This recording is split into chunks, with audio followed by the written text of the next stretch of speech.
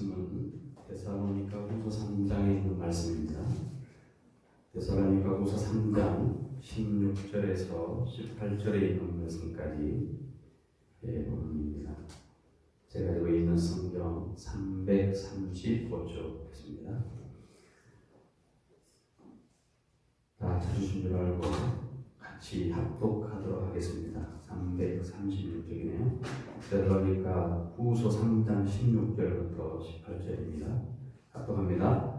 평강의 주께서 친히 때마다 일마다 너희에게 평강을 주시고 주께서 너희 모든 사람과 함께 하시기를 원하노라. 나 바울은 친필로 문안하노니 이는 편지마다 표시로서 이렇게 쓰노라. 우리 주 예수 그리스도의 은혜가 너희 우리에게 있을지어다. 아멘. 인사하십시다. 여러분, 주님이 우리를 사랑하십니다. 나도 당신을 사랑합니다. 한 주간도 잘 지내셨죠? 승리하셨죠? 네. 우리 하나님은 우리는 변해도 우리 하나님이 여전하신 하나님인 줄 믿습니다. 어제나 오늘이나 영원토록 동일하신 하나님, 우리가 섬기는 하나님인 줄 믿습니다. 그 동일한 하나님이 어제도 지켰고 오늘도 지켰고 내일도 우리 삶을 인도해 주실 줄 믿습니다. 하나님이 인도하는 삶은 결코 평강이 없어지는 삶이 아닙니다. 이 시대에 가장 필요한 것이 여러분이 뭐라고 생각하십니까? 전쟁하지 않는 것, 싸우지 않는 것, 평화 아니겠습니까? 평화의 다른 말은 평강이라고 해석할 수 있습니다.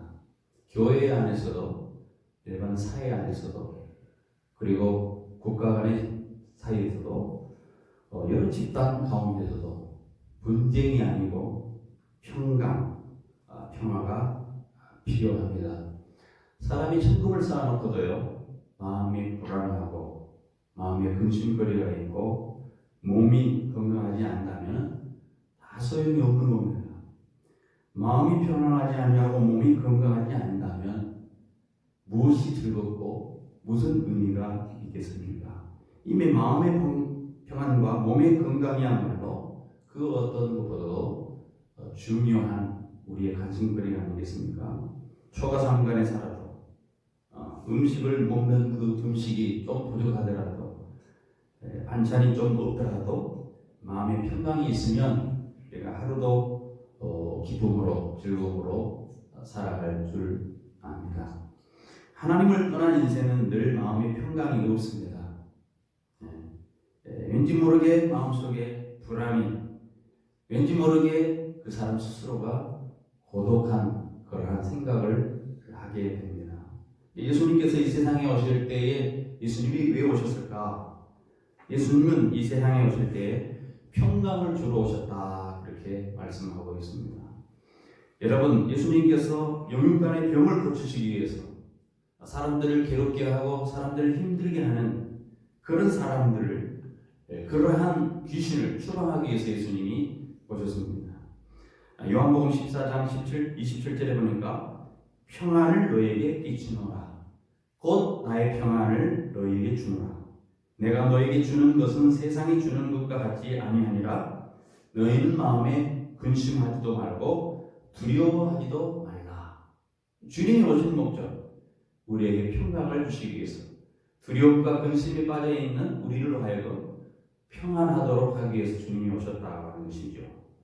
오늘 보면 우리가 읽었던 베드로후서 3장에 있는 이 말씀, 사도 바울이 이 데살로니가후서 3장에 있는 말씀, 사도 바울이 데살로니가를 마감하면서 평강의 주께서 친히 때마다 일마다 너에게 평강을 주시고 주께서 너희 모든 사람과 함께 하시기를 원하노라.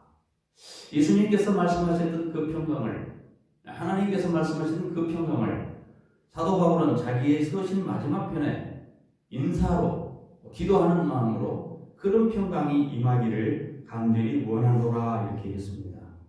오늘 여러분들도 이 평강이 함께하기를 바랍니다. 히브리어의 평강을 히브리어로 말하면 샬롬이라고 합니다. 제가 매일 주일마다 아침에 문자할 때 앞에다 샬롬, 어떤 분이 있는데 살롬이야 죽을 놈이야. 왜 우리 목사님 앞에다가 살롬이라고 할까? 이렇게 해석하는 분이 있었다고 해요. 이 샬롬이라는 단어는 히브리어로, 구약 성경 원어 히브리어로 평강이라는 의미가 있습니다. 헬라어로는 에이데네라고 하는데요. 평강의 가장 근원적인 평안, 피스를 의미하는 겁니다. 성경 곳곳에서 이 평강에 대해서 무엇인지 우리에게 가르쳐주고 있습니다. 평화가 무엇인지 성경 곳곳에서 우리에게 가르쳐주고 있는데요. 오늘 본문 16절도 바로 그 하나님의 평강을 정의하는 한 구절이 되겠습니다. 여기 16절에 몇 가지 방식으로 하나님의 평강을 우리에게 말씀합니다. 평강의 주께서 친히 때마다 일마다 너에게 평강을 주시기를 원하노라. 주는 너희 모든 사람과 함께 하실지어다.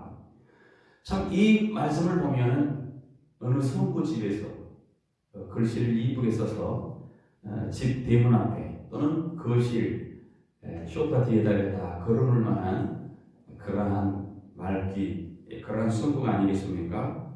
이 짧은 한 구절이지만 평강의 주께서 친히 때마다 일마다 너희에게 평강을 주시기를 원하노라 라고 하는 이 짧은 성구이지만 이것을 통해서 많은 사람들이 평강을 원하고 있음을, 또 그것이 그렇게 되기를 희망하는 마음이 있지 않겠습니까? 여기 평강에 대해서 26절은 몇 가지로 우리에게 설명을 해주고 있는데요. 평강이 어디서 오느냐는 거죠. 평강은 하나님으로부터 온다는 겁니다. 우리가 평강을 찾기 위해서, 평안을 찾기 위해서, 쉼을 얻기 위해서 애를 쓰고 수고를 하지만은 평강의 주께서 친히 주신다는 거예요. 이 친이라는 말은 하나님께서 직접 행하신다는 거예요. 하나님께서 우리에게 평강을 주신다. 그리스도인들이 누리는 이 평강은 하나님으로부터 개인적으로 오는 평강입니다. 세상이 주는 평강이 아닙니다. 이런 평강은 하나님의 본성 중에 핵심적인 그러한 부분에 속합니다. 하나님이 공의로우신 분이다. 하나님의 사랑 있으신 분이다. 하나님은 거룩하신 분이시다. 지혜로우신 분이시다. 하나님은 진리의 하나님이고 전능하신 하나님, 모든 것을 알고 계시는 전지하신 하나님, 이러한 속성들, 불변하신 하나님, 영원하신 하나님, 이런 모든 속성들과 함께 하나님은 하나에 덮어가면서 평강의 하나님이라는 거예요.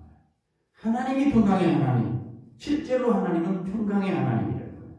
그분 안에 있는 온전한 평강에는 불용함이 없습니다. 하나님은 걱정도 안 하시는 거예요. 하나님은 의심도 안 하십니다. 하나님은 두려워하지 않습니다. 하나님은 염려하지 않습니다. 하나님에게는 어느 누구보다도 완벽하심이 있습니다. 하나님은 만족합니다.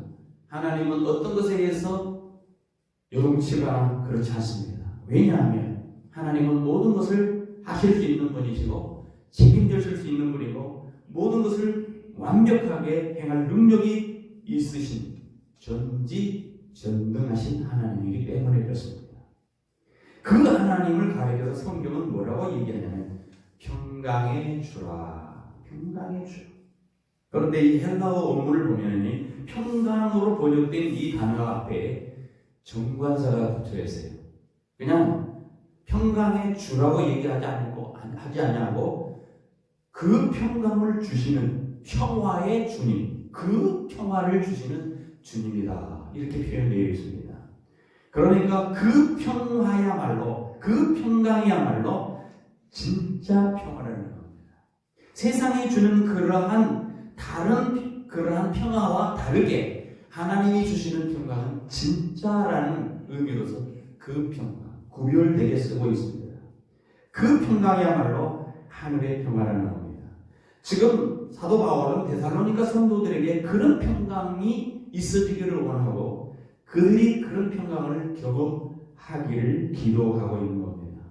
그 평강에 거하신 하나님께서 직접 데살로니가 교회 성도를 향해서 직접 그 평강을 주신다. 하나님이 우리에게 평강을 주시는 분이다 라고 그렇게 선언적인 표현을 쓰면서 바라고 있는 것입니다. 여러분, 우리 예수를 믿고 예수님을 주로 신뢰하는 모든 사람에게 이 평강이 주어진 줄 믿습니다. 여러분도 다 그런 평강을 받은 사람입니다. 예수님을 주로 믿고 예수를 주로 고백하는 사람은 모두가 이 평강의 소유자입니다. 오늘 여기 본문에 보니까 또 이 평강의 의미를 다르게 표현해주고 있는데요. 평강의 주께서 친히 때마다 날마다 너에게 평강 주기를 원하노라. 평강은 하나님이 주신 선물이라는 거예요. 하나님께서 주신 선물.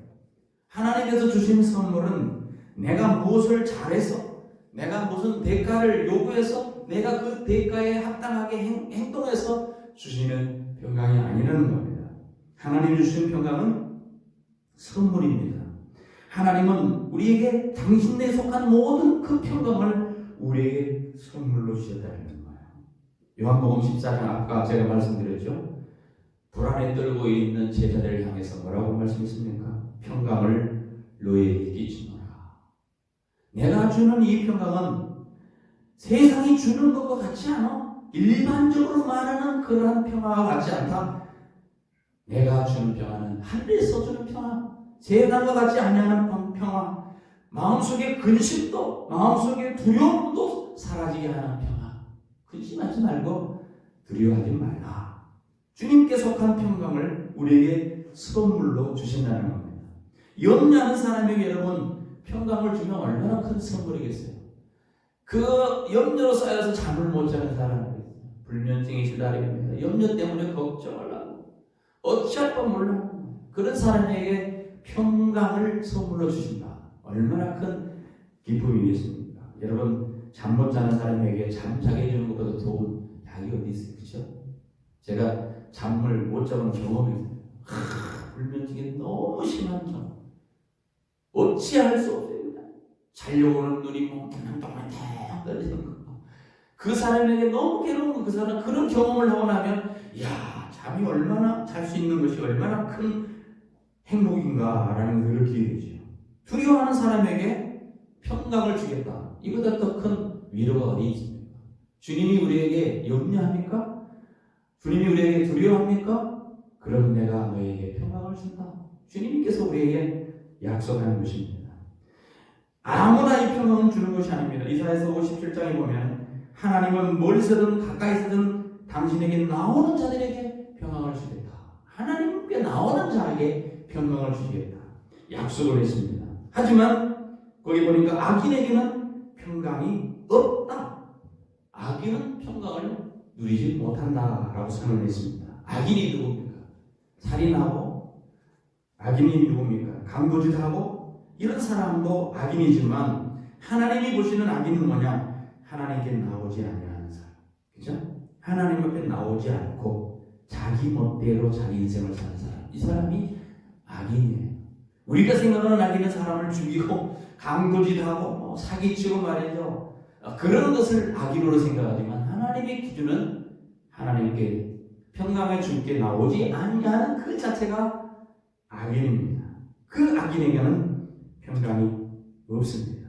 그 사람은 평강을 선물로 받지 못합니다. 참된 평안은 믿는 자에게 주시는 하나님의 은혜의 선물인 줄 믿습니다.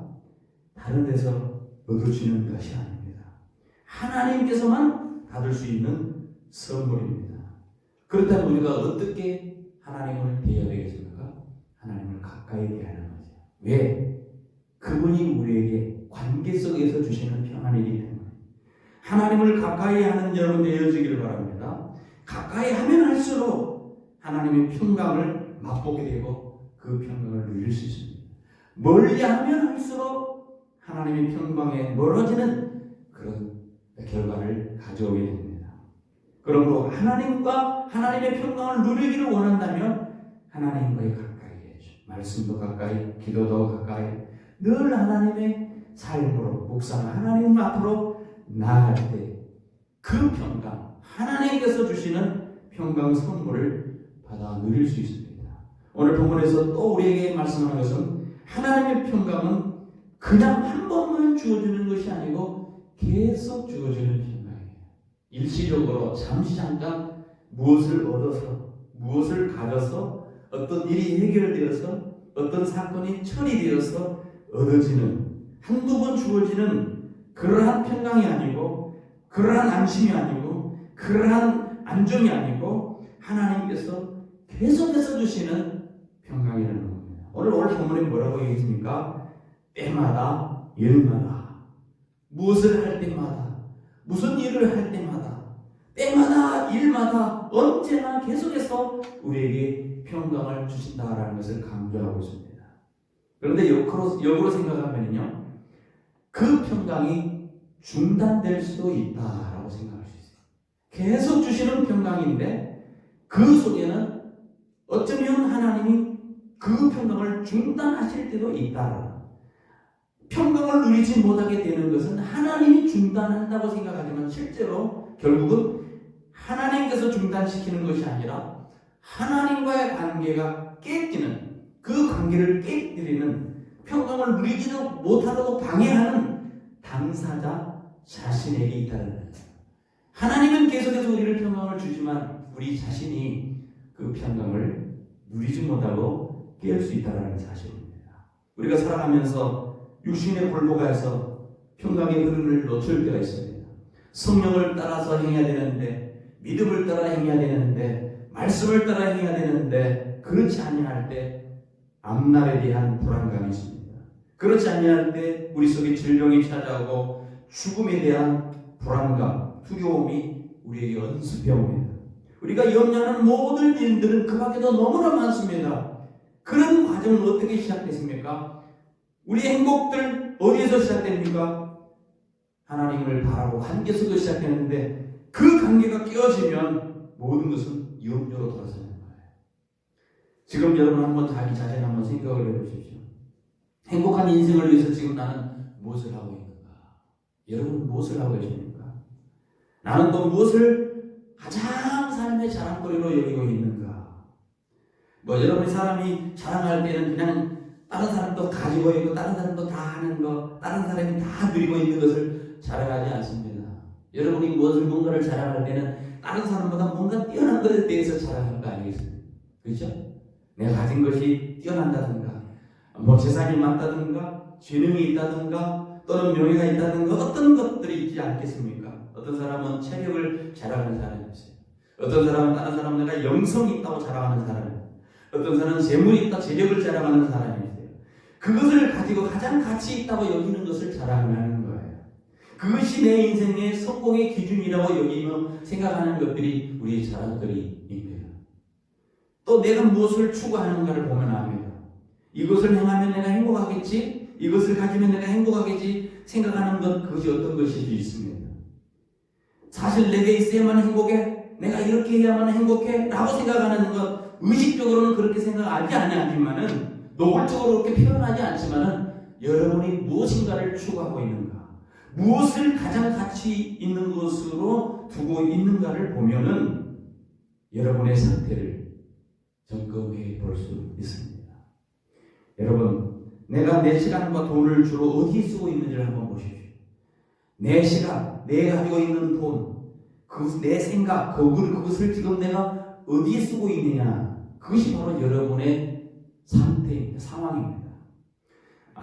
어떤 사람은 교회에 나오라고 할 때 그렇게 말을 합니다. 스스로 속으로 생각을 합니다. 교회에 나갈 시간이 없다. 그러면서 다른 일을 합니다. 자기가 원하는, 자기가 가치 있다고 여기는 그 일을 합니다. 그 사람은 그것이 행복을 가져다 주는 것이라고 생각을 합니다. 성경을 읽을 시간이 별로 없다고 합니다. 왜 없느냐? 바쁘다는 것이죠. 목사님, 성경 읽을 시간이 어디 있습니까? 일도 해야 되고요. 할 일이 너무 많은데 바쁜데 어떻게 있습니까? 하지만 성경을 읽을 시간은 별로 없는데 자기 취미생활하는 데 시간이 있는 거예요. 성경을 읽을 시간은 없는데 다른 운동하는 것, 스마트폰을 보고 TV를 보고 연속극을 보고 이런 데는 더 시간이 있는 거예요. 그 사람은 생각하기를 스마트폰 보는 게, TV를 시청하는 것이, 연속극을 보는 것이, 스포츠 운동을 하는 것이 성경을 보는 것보다 더 행복하다고 생각하기 때문에 거기에 가치를 두고 있는 거예요. 그것이 행복하다고 여기는 것입니다. 성경보다 내 취미가, 내 운동이, 내가 스마트폰을 보고 TV를 시청하는 것이 내게 행복을 준다라고 생각하기 때문에 그렇게 하는 것입니다. 오늘 여러분이 예배 나올 때 기쁨으로 나오십니까? 야, 오늘 하나님께 나와 예배하는 복된 날이다. 하나님께 예배할 때 내가 얼마나 기쁨으로 노래하지, 흥분돼서 예배 빨리 가야지 하고 발걸음이 재촉되어서 나오신 분입니까? 얼마나 그렇게 하면 좋겠습니까? 물론 그런 분도 있을 것입니다. 그런데 대부분의 사람들은 예배 나가는 데는 기쁨의 감격이 그렇게 많이 있지 않을 거예요. TV 시청하는 거, 자기가 기다리는 그 프로그램 하는 거, 그 음식 싹 들어있어요. 몇월 며칠 날 뭘 하지? 지금 TV를 뭐 하지? 지금 내가 나가면 무엇을 하지? 거기에 꽂혀서 그것을 생각하고 거기를 생각하며 기대하고 더 설레는 마음이 있다는 거. 이게 뭐냐? 그것만큼 거기에 그것이 행복으로 가치를 두고 살고 있다는 사실을 보여주고 있는 겁니다. 여러분, 기도 역시 별로 안 하면서 자녀 교육을 잘 시키겠다고 열내는 사람이 있어요. 그러면서 기도보다 자녀가 잘 되는 것이 더 행복하다고 여기는 사람은 그렇게 합니다. 가난한 이웃을 돕거나 구제연금을 별로 안 하는데 왜 비싼 돈을 내며 외식을 합니까? 다른 사람은 주지 않고 다른 사람이 고지하지 않은데 성경은 보내지 않는데 왜 비싼 돈을 내고 외식을 합니까? 그것은 남을 돕는 것보다도 맛있고 비싼 음식을 먹는 것으로 행복하다고 여기기 때문에 자기가 그렇게 하는 거예요. 또 하나 예를 들어봅니까? 주님, 예수님, 하나님을 예배하고 섬기는 것은 일주일에 한 번 하는데 주님, 술을 주자 주님. 술을 먹고 섬기는 데에는 하루가 멀다고 그렇게 합니다. 주님을 섬기는 것보다 술 마시는 것이 훨씬 더 행복해 하게 만든다라고 생각하기 때문에 사람은 그렇게 하는 거예요. 기준이 바로 그겁니다. 지금 제가 그런 것들이 무조건 다 나쁘다고 말씀드리는 건 아니에요. 우리가 살아가면서 삶의 중심이 어디 있느냐 한번 보라는 거예요. 어디에 가치를 두고 살아가는 거예요. 표현을 그렇게 안 해서 그렇지 A를 하지 않고 B를 한다는 것은 A가 주는 것보다 B가 주는 것이 더 행복하다고 느끼기 때문에 그렇게 하는 거예요. 그것이 바로 여러분의 신앙의 현주소입니다. 반대로 편안하게 집에서 TV를 보고 쉴 수도 있는데 왜 굳이 가가지고 모여서 삶을 나누고 서로 격려하며 하나님께 예배합니까? 편하게 쉬는 것보다도 모여서 삶을 나누고 기도하고 섬기는 것이 더 가치 있다고 여기기 때문에 그렇게 하는 거예요. 모든 우리가 그냥 다른 사람이 그런 위험한 상황에 닥쳤을 때 모른 척하고 그냥 지날 수 있는데 왜 가가지고 그 어려운 사람들 가서 발벗고 도와주고 뜁니까? 그렇게 함께 해주는 거 섬기는 것이 정말로 중요하다고 가치 있다고 생각하기 때문에 그렇게 하는 거예요. 가끔 저는 그런 생각을 해봅니다. 무슨 홍수가 나거나 무슨 재난을 당했을 때 많은 사람들이 거기 가서 봉사하고 헌신하지 않습니까? 저 사람들은 뭘 가서 저렇게 애를 쓰고 수고를 해? 얼마든지 그렇게 생각할 수 있습니다. 따뜻한 집에서 밥 먹고 그냥 즐기면 되지 뭐 가지고 저렇게 땀을 흘리면서 그 시궁창 뒤집어 가면서 그렇게 먼지를 뒤집어 쓰면서 그렇게 애를 써? 얼마든지 그렇게 생각할 수 있습니다. 그러나 그들이 그렇게 하는 이유는 그것이 가치 있다고 여기기 때문에 그렇습니다. 여러분도 마찬가지 아니겠습니까? 여러분의 마음의 중심이 어디 있느냐 하는 것이죠. 내가 내 중심이 되어서 내 자신이 나의 중심이 되어 나에게 초점을 맞추고 그렇게 그 눈으로 세상을 바라볼 때에는 평강이 임하는 것이 아니라 염려가 있습니다. 불안과 초조에서 벗어나지 못하는 삶을 살 수밖에 없다는 거예요. 그러나 우리의 초점을 나의 중심을 주님이 원하는 삶으로 바꾸고 주님이 원하는 삶의 기준을 맞출 때에는 진정한 평강이 임한다는 거예요. 우리는 꼭 거꾸로 시작합니다. 나부터 먼저 고치고 나부터 먼저 챙기고 나부터 먼저 이렇게 해서 주님 바라봐야 되겠다. 아니, 반대로 돼요. 신앙은 주님 먼저예요. 주님 먼저 가치를 두고 살아가면 그 다음은 주님이 책임져 주신 거예요. 주님께 초점을 맞추고 살 때에는 평강이 임하지만 내게 초점을 맞추고 살아갈 때에는 걱정, 염려로 살아갈 수밖에 없는 겁니다. 힘드시죠? 경제적으로 힘드시죠? 살아가는 거 힘드시죠? 나의 모습을 보고 내 스스로 그것을 헤쳐나가려고 하면은 그 사람의 마음속에 무거운 짐이고 걱정이고 염려일 수밖에 없습니다. 그러나 주님께 맡기시면 주님이 원하는 삶으로 내 삶을 기준을 가치를 맞춰주면은 주님이 우리 속에 평강으로 임하는 것을 깨닫게 됩니다. 혹시 여러분 지금 불안과 염려 가운데 있고 평강을 잃어버렸습니까? 다시 찾을 수가 있습니다. 모든 일에 하나님을 신뢰할 때, 그리고 우리가 하고 있는 죄에서 돌아설 때, 불순종에서 순종으로 길을 걸어갈 때에, 우리 살면서 주님이 행하시는 연단을 견뎌낼 때에, 선한 일을 할 때에, 하나님의 말씀을 따라갈 때에 우리는 하나님이 주신 평강을 경험할 수 있게 됩니다. 그렇게 할 때 정말로 하나님의 평강은 때마다 일마다 우리에게 주어지는 거예요. 하는 일마다 어느 때 누구를 만나지 어느 상황이든 우리에게 주실 것이라는 겁니다.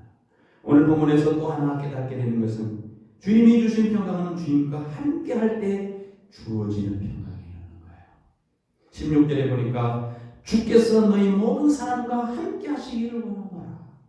함께 하시는 주님, 우리가 잘 알고 있는 임마누엘 하나님, 죄로 사망에 이를 수밖에 없는 죄인들을 구하기 위해서 아들 예수 그리스도께서 이 땅에 육신의 몸을 이 땅에 입고 오셨습니다. 그 하나님이 임마누엘로 오신 하나님이에요. 그 이름을 임마누엘이라. 하나님이 우리에게 오셨다는 겁니다. 육신을 입고 이 땅에 오셨다는 겁니다.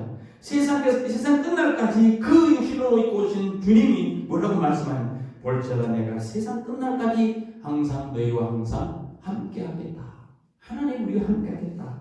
약속했습니다. 주님과 함께 할 때 그 평강, 주님이 함께 임할 때 우리는 평강을 누릴 수 있게 되는 것입니다. 1954년 노인과 가라를 그 작품으로 노벨 문학상을 받은 미국의 문호 해밍웨이가 오늘 자살을 했어요. 자살한 이유가 있었겠죠. 그 유서를 가만히 보니까 나는 전류의 흐름이 그치고 필라멘트가 끊어진 전구처럼 고독하다. 너무 고독하다. 뭐 젊은 사람이 없겠습니까? 그래도 나이가 어느 정도 든 사람인데 삶을 돌아보면서 전류의 흐름이 그치고 필라멘트가 끊어진 전구처럼 나는 아무것도 쓸모없는 불이 안 들어오는 전구처럼 고독하다.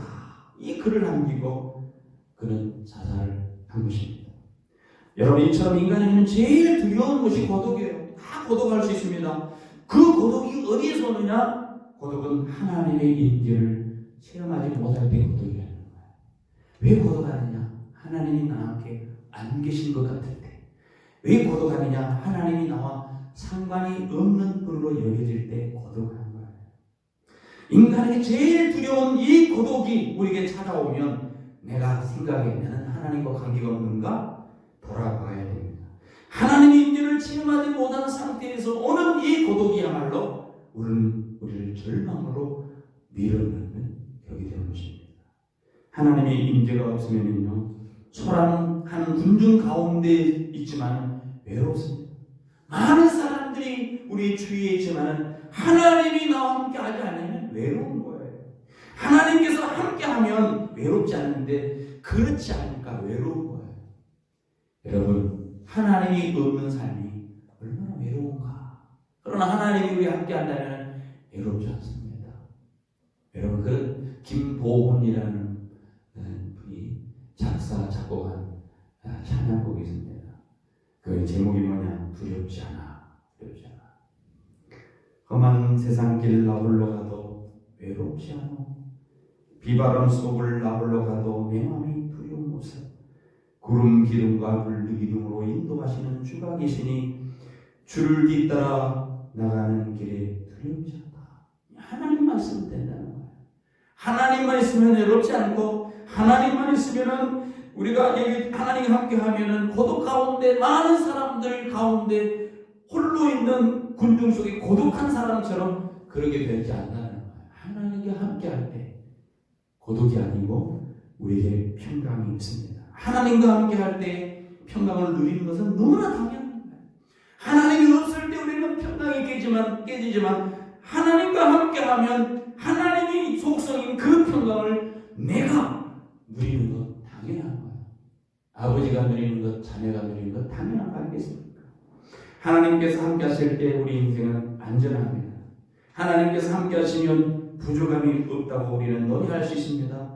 우리가 필요한 모든 것을 하나님은 다 아시고 이미 우리의 속 상성, 우리의 모든 초림을 다 알고 계시는 분은 하나님이시기 때문에 우리 필요를 공급해 주시는 하나님, 우리를 필요를 너무나도 잘 알고 계시는 하나님, 그래서 넉넉하게 공급해 주시는 하나님이라고 시인은 노래하고 많은 성경의 사람들은 이야기합니다. 하나님께 함께 하시면 우리의 상처가 치유됩니다. 하나님이 함께하면 우리 마음 속에 있는 모든 근심 걱정이 치유됩니다. 하나님이 함께하면 부족함이 없다라고 우리가 다윗처럼 고백할 수가 있습니다. 상처받지 않아도. 여러분, 상처받은 사람이 이 땅에 얼마나 많습니까? 그러나 하나님이 함께 하시면 치유되는 거예요. 육적으로 많은 상처를 입고 얼마나 사람들이 힘들어합니까? 마음의 상처로 인해서 얼마나 많은 사람들이 고통 가운데 있습니까? 하나님께서 우리와 함께 하시면 이 모든 상처를 메시고 치료해 주심을 알고 날마다 하나님 은혜 앞으로 나아갈 수 있습니다. 하나님이 함께함이 복인 줄 믿으시기 바랍니다. 마지막으로 오늘 보면 주님께서 주신 평강에 대해서 얘기하면서 우리에게 그 평강을 상황을 뛰어넘는 평강이라고 설명을 합니다. 하나님이 주신 평강은 환경의 영향을 받지 않습니다. 그 환경의 영향을 받지 않는다. 비가 오나 눈이 오나 바람이 부나 어느 상황에 놓이든 하나님의 평강은 흔들리지 않는 평강입니다. 전천후 평강입니다. 바울은 성도들이 때마다 일마다 언제나 어느 방식으로든 하나님의 평강을 누리기를 기도했습니다. 그러니까 그 하나님의 평강은 세상에 일어나는 어떤 일이나 어떤 방식이나 어떤 상황에 영향을 받지 않냐는 평강이라는 것입니다. 평강은 어떤 인간관계나 어떤 환경 가운데서 이루어지는 것이 아닙니다. 그것은 우리가 틀림없이 믿을 수 있는 하나님의 약속의 근거에서 이루어진 그 약속에 의해서 주어지시는 평강이기 때문에 그렇습니다. 하나님 우리를 안전하게 지켜주시고 우리의 유익을 위해서 모든 일을 하시는 분입니다. 그래서 주님은 주시는 그 평강은 세상이 주는 것과 비교할 수 없다. 성경이 그렇게 말하죠. 내가 주는 평강은 세상이 주는 것과 같지 않다. 그랬습니다. 비교하지 않고 뛰어난 평강이라는 거예요. 그 어떤 환경에도 그 어떤 인간적인 것에도 영향을 받지 않은 세상의 평강은 다른 평강을 주님이 주신다 선언했습니다. 그러면 우리는 두려워하거나 염려할 것이 아무도 없습니다. 우리는 공경에 빠뜨리는 어떤 문제도 어떤 상황도 어떤 위치에 처했다 할지라도 우리는 평강을 누릴 수 있는 거예요. 그래서 주님이 주시는 평강은 찐평강이에요. 찐평강. 여러분 찐이라고 하는데 찐이 하는데 세상에 찐은 없어요. 다 시간이 지나면 변하지만 주님이 주신 평강은 찐평강입니다. 가짜가 아닙니다. 여러분 예수님의 제자들이 예수님과 같이 배를 타고 이제 바다를 가고 있었죠. 갑자기 풍랑이 일어났습니다. 예수님은 배 고물에 주무시고 계십니다. 제자들이 풍랑이 일어서 물이 넘쳐날 지경에 이르자 두려워하고 어찌할까 하고 예수님을 깨웁니다. 예수님 우리가 죽게 되었는데 그렇게 주무시고만 계십니까? 그들이 얼마든지 주님이 함께하면 평강이 있다는 것을 알 터인데 그들이 그 사실을 믿지 못했습니다. 의심했습니다. 주님이 함께 온 우주를 만드시고 바다를 얼마든지 잔잔하게 하시고 얼마든지 평안하게 인도할 것이라고 생각을 했는데 그런 분으로 여기면 되는데 그렇게 하지 못할 때 그들은 평강이 깨져서 죽음이 그에게 다가온다고 하는 두려움 속에 쌓이게 된 겁니다. 하나님의 백성은 얼마든지 평안을 누릴 수 있는 그런 상황인데도 불구하고 그를 누리지 못하는 이유는 뭘까? 그 하나님을 믿지 아니하기 때문입니다. 전능하신 하나님을 보호를 받는다는 사실을 확신하지 않고 있기 때문에 두려워하고 염려하는 것입니다. 지금 배 안에 예수님이 계십니다. 예수님은 평안히 주무시고 계십니다. 그렇다 하면 예수님께서 자신들과 앞에 함께 계심으로 전능하신 하나님 나와 함께 계심으로 보호하리라. 이 풍랑이 오더라도 이 환경이 있더라도 안심할 수 있다라고 얘기해야 될 텐데 그러지 못한 제자들, 혹시 우리들의 모습은 아닌가 생각해 봅니다. 이 상황 속에서 주님을 신뢰하는 것, 이것이 진정한 평강일 텐데 여러분, 우리가 어떤 삶을 살아가야 될까요? 오늘 많은 파도처럼 우리에게 다가오는 모든 어려움들이 얼마나 많습니까? 경제적으로 어려움이 있죠. 물질적인 거, 또 뭐 환경적으로 어려운 거 있어요. 관계 속에서 어려운 것들도 있어요. 얼마나 많은 어려움이 있습니까? 그 상황 속에서도 주님을 신뢰할 때라야만 우리는 평강을 누릴 수 있습니다. 그렇습니다. 왜 그럴까? 그 평강은 하나님의 은혜로 주어지기 때문에 그렇습니다. 그래서 오늘 본문 16절 보니까 이렇게 표현하고 있습니다. 18절에 보니까 우리 주 예수 그리스도의 은혜가 너희 우리에게 있을지어다. 자, 여러분, 이 마지막 편지에 하나님의 은혜를 여기다 언급을 합니다.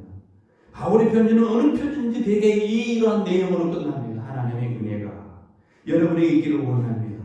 하나님의 은혜, 예수 그리스도를 통해서 분명히 나타난 그 은혜, 우리를 죄악 가운데서 건져낸 그 은혜가 하나님의 선물인데 이것이 있을 때라야만이 우리에게는 평강이 있다라는 거예요. 우리는 하나님의 은혜를 통해서 구원을 받을 뿐만 아니라 모든 문제를 극복하고 영적으로 성장할 뿐만 아니라 평강의 풍성함을 누릴 수 있습니다. 이 하나님의 은혜는 제한이 없습니다. 무한대로 주십니다. 우리는 하나님의 은혜의 자리로 나오지 않고는 앞서 말씀드렸듯이 평강을 누릴 수가 없습니다. 교회가 무엇입니까? 이 교회는 하나님의 은혜로 세워졌습니다. 은혜로 유지되는 것이 교회입니다. 은혜로 재생산되는 공동체가 교회 아닙니까? 우리 모두 이 은혜가 필요한데 우리가 주 앞에 나아가면, 하나님 앞에 나아가면 이 은혜를 통해서 우리는 평강을 누릴 수 있게 됩니다. 말씀을 했습니다. 오늘 본문은 평강의 주께서 친히 때마다 일마다 너에게 평강 주시기를 원하노라. 주는 너희 모든 사람과 함께 하실지어다 라고 이렇게 선포하는데 사실 이것은 신약에만 있는 말씀이 아닙니다. 구약 민수기 6장 24절 이하에도 여전히 같은 말씀이 있습니다. 여호와는 내게 복을 주시고 너를 지키시기를 원하며 여호와는 그 얼굴로 내게 비추사 은혜 베푸시기를 원하며 여호와는 그 얼굴을 내게로 향하사 평강 주시기를 원하노라. 축복했습니다. 구약이나 신약이나 똑같이 평강을 주시는 하나님으로 선포하고 있습니다. 여러분 모두에게 하나님부터 오는 선물로 오는 이 평강이 넘쳐서 때마다 일마다 여러분이 있는 곳마다 여러분이 어떤 상황에 놓일 때마다 이 평강으로 충만되어지길 간절히 소원합니다. 같이 기도하겠습니다. 좋으신 하나님 감사합니다. 하늘로부터 오는 평강이 필요합니다. 하나님의 손으로 주어지는 평강이 필요합니다. 일시적으로 주어주시는 것이 아니고 계속해서 부어주시는 평강, 주님과 함께할 때 주어지는 평강, 환경과 상황을 뛰어넘는 그 평강이 하나님 우리에게 필요합니다. 오늘 예수 안에서 그 은혜로 이 평강을 누릴 그러한 자격이 있는 자들이 되었습니다.